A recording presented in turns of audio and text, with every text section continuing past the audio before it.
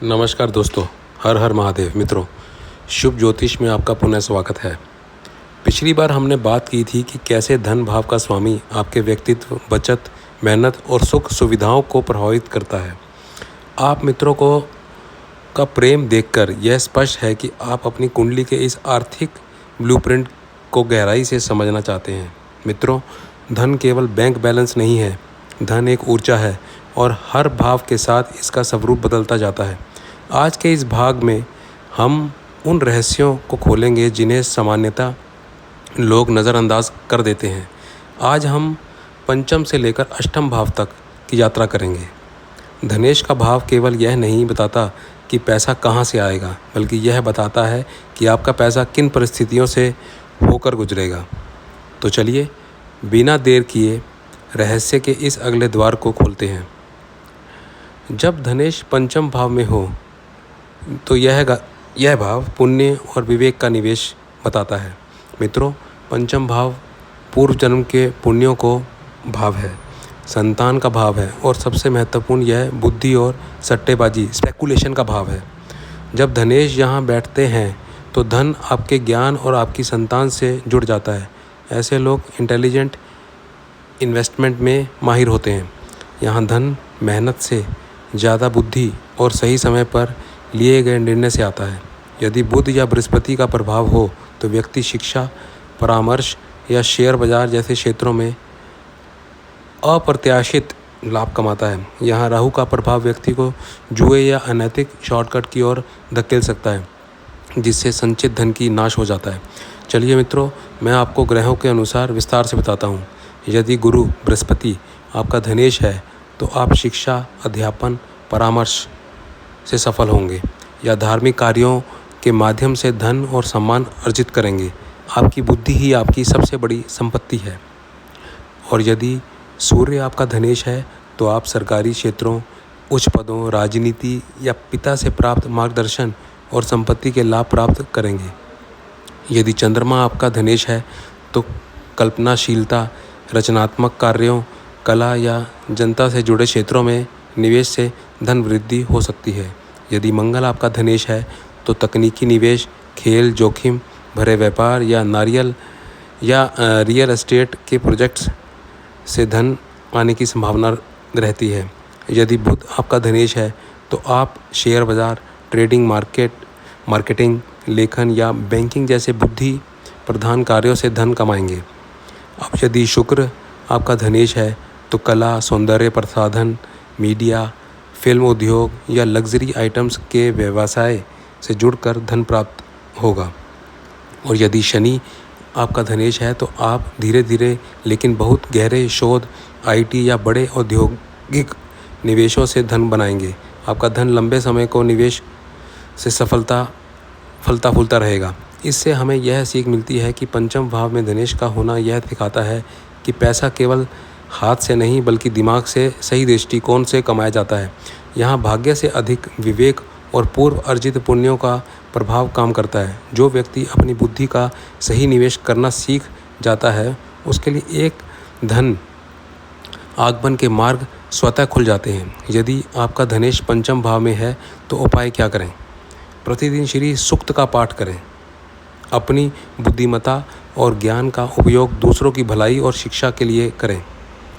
किसी भी प्रकार के अनैतिक सट्टे या शॉर्टकट से दूर रहें। और विद्यार्थियों या ज़रूरतमंद बच्चों को पुस्तकें दान करें। यह आपके धन भाव को अत्यंत बलवान बनाएगा। जब धनेश छठे भाव में हो तो क्या होता है? संघर्ष से सिद्धि। मित्रों, षष्ठ भाव, छठा भाव को देखकर लोग डरते हैं।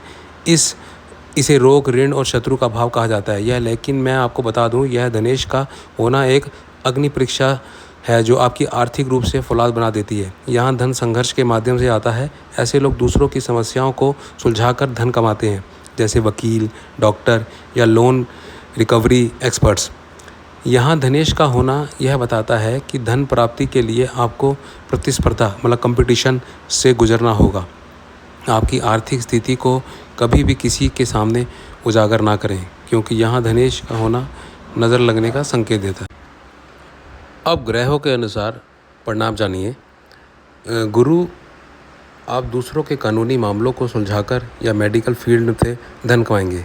अगर धनेश सूर्य हो तो प्रशासनिक कार्य, पुलिस या सरकारी नौकरी का माध्यम से शत्रुओं पर विजय पाकर धन कमाएंगे। और अगर चंद्रमा धनेश हो तो नर्सिंग, खान पान या केयर टेकिंग सेवा से धन अर्जित करेंगे। और अगर मंगल धनेश हो तो मिशनरी, तकनीकी सेवा या सर्विस सेक्टर से धन लाभ होगा। और अगर बुध आपके धनेश हो तो अकाउंटेंसी, ऑडिटिंग या विवाद सुलझाने वाली मध्यस्थता से धन कमाएंगे। और अगर शुक्र आपके धनेश हो तो ग्लैमर, लग्जरी सर्विसेज या ब्यूटी सेक्टर में सेवा देकर धन प्राप्त करेंगे। और शनि हो तो कड़ी मेहनत, कठिन श्रम या बड़े मैन्युफैक्चरिंग प्लांट में अनुशासन के लिए जरिए धन बनाएंगे। इससे हमें यह सीख मिलती है कि यहाँ धन उपहार में नहीं मिलता बल्कि जीत के रूप में मिलता है। आपकी सफलता का पैमाना यह है कि आप कितनी बड़ी बाधा को पार कर सकते हैं। क्या उपाय करें? आपने धन का एक हिस्सा नियमित रूप से किसी अनाथालय या अस्पताल में दान करें। ऋण लेने से बचें। जब धनेश सप्तम भाव में हो तो क्या होता है? तो यह साझेदारी की शक्ति है। अब सप्तम भाव विवाह, व्यापारिक साझेदारी और जनसंपर्क का है। जब धनेश यहाँ होते हैं तो आपकी आर्थिक उन्नति आपके जुड़ाव पर निर्भर करती है। ऐसे व्यक्तियों के लिए अकेले काम करना मुश्किल हो सकता है। वे पार्टनरशिप, जीवन साथी के भाग्य या जनता के सहयोग से अमीर बनते हैं। अब यदि शुक्र का संबंध बने तो व्यापार में अपार सफलता और विदेशी सौदों से लाभ मिलता है। व्यापारिक साझेदारों के साथ अनुबंधन एग्रीमेंट हमेशा लिखित रखें। भरोसे में आकर आंख बंद ना करें। ग्रहों के अनुसार परिणाम क्या होंगे? अगर आपके गुरु धनेश हैं तो सलाहकारी, गाइडिंग या आध्यात्मिक पार्टनरशिप से धन लाभ होगा। और अगर सूर्य उच्च स्तरीय राजनीतिक संबंधी या सरकारी कॉन्ट्रैक्ट्स से धन कमाएंगे। और अगर चंद्रमा धनेश हो तो पब्लिक डीलिंग, होटल या फूड बिजनेस से लाभ होगा। और अगर मंगल हो तो पार्टनर के साथ रियल एस्टेट या तकनीकी व्यापार से धन कमाएंगे। अगर बुध हो तो मार्केटिंग, कमीशन आधारित काम से या एजेंसी बिजनेस से लाभ होगा। शुक्र हो तो ब्यूटी, फैशन या कला के क्षेत्रों में साझेदारी से धन मिलेगा। शनि हो तो बड़े उद्योग या लंबे समय तक चलने वाले व्यापारिक संबंधों से धन। इससे हमें यह सीख मिलती है कि यहाँ आपका धनेश यह बताता है कि आप अकेले दौड़ने वाले नहीं बल्कि साथ लेकर चलने वाले व्यक्ति हैं। सहयोग ही आपकी तिजोरी की असली चाबी है। अब क्या उपाय करें? अपने जीवन साथी का सम्मान करें। शुक्रवार को सफ़ेद मिठाई का दान करें। और जब धनेश अष्टम भाव में हो तो क्या होता है? यह एक रहस्य और अचानक प्राप्ति का भाव है। मित्रों, अष्टम भाव ज्योतिष का सबसे गहरा और रहस्यमय भाव है। यह अचानक होने वाली घटनाओं का भाव है। यहाँ धनेश का होना अचानक धन लाभ या विंडफॉल के योग बनाता है। यह वसीयत, बीमा, रिसर्च या गुप्त संसाधनों का क्षेत्र है। यहाँ का धन मेहनत से ज़्यादा सही समय और सही अवसर की प्रतीक्षा करने से आता है। अनैतिक धन से कोसों दूर रहें क्योंकि यहाँ का धन जितनी तेज़ी से आता है उतनी ही तेज़ी से चला भी जाता है। अब ग्रहों के अनुसार उनके परिणाम जानते हैं। अगर आपके गुरु धनेश हैं यहाँ तो शोध, ज्योतिष या छिपी हुई विद्याओं से धन लाभ होगा। और अगर सूर्य हमारे धनेश हैं यहाँ कुंडली में तो पैतृक संपत्ति या गुप्त सरकारी स्रोतों से धन का आगमन होगा। और यदि चंद्रमा है तो गुप्त निवेश या इंश्योरेंस के माध्यम से धन लाभ होगा। और अगर मंगल हमारे धनेश हैं, खान पान, माइनिंग या गुप्त तकनीकी खोजों से धन मिलेगा। और अगर बुध हैं तो गुप्त सूचनाओं, डाटा एनालिस्ट या टैक्स प्लानिंग से लाभ होगा। शुक्र हैं तो छिपे हुए कलात्मक हुनर या विरासत से धन मिलेगा। शनि हैं तो बड़ी विरासत, पुराने एसेट्स जितने भी हमारे पुराने एसेट्स हैं, प्रॉपर्टी है या माइनिंग जैसे गहरे कार्यों से धन मिलेगा। अब इससे हमारे को यह सीख मिलती है कि जीवन की सबसे बड़ी संपदा वही है जो सीधे तौर पर दिखाई नहीं देती।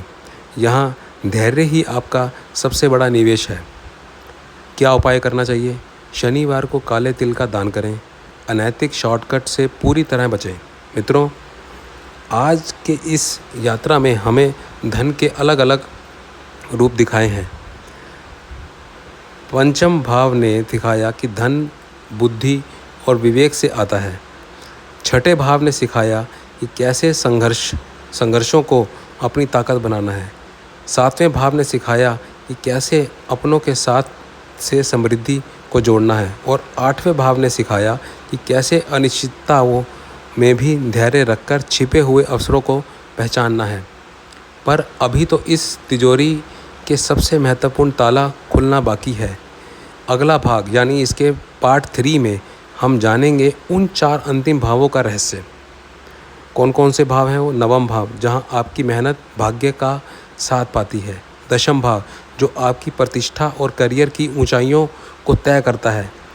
11वां भाव, वह द्वार जहाँ से आपके जीवन में वास्तविक लाभ और बड़ी इच्छाओं की पूर्ति होती है, जिसे लाभेश भी कहते हैं। 12वां भाव, जो सिखाता है कि धन का व्यय भी ही सही निवेश कैसे बनता है। याद रखिए, ये आखिरी 4 भाव ही तय करेंगे कि आपके जीवन की आर्थिक गाड़ी संघर्ष से सफलता के स्टेशन तक कैसे पहुंचेगी। क्या आप इस रहस्य के अंतिम और सबसे प्रभावशाली पड़ाव के लिए तैयार हैं?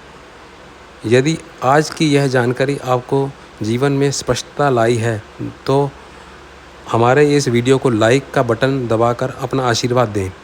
कमेंट में लक्ष्मी नारायण नमः अवश्य लिखें। चैनल को सब्सक्राइब करना ना भूलें, क्योंकि ज्योतिष का यह ज्ञान अधूरा नहीं रहना चाहिए। मिलते हैं पार्ट 3 में। जय महाकाल। ओम नमः शिवाय।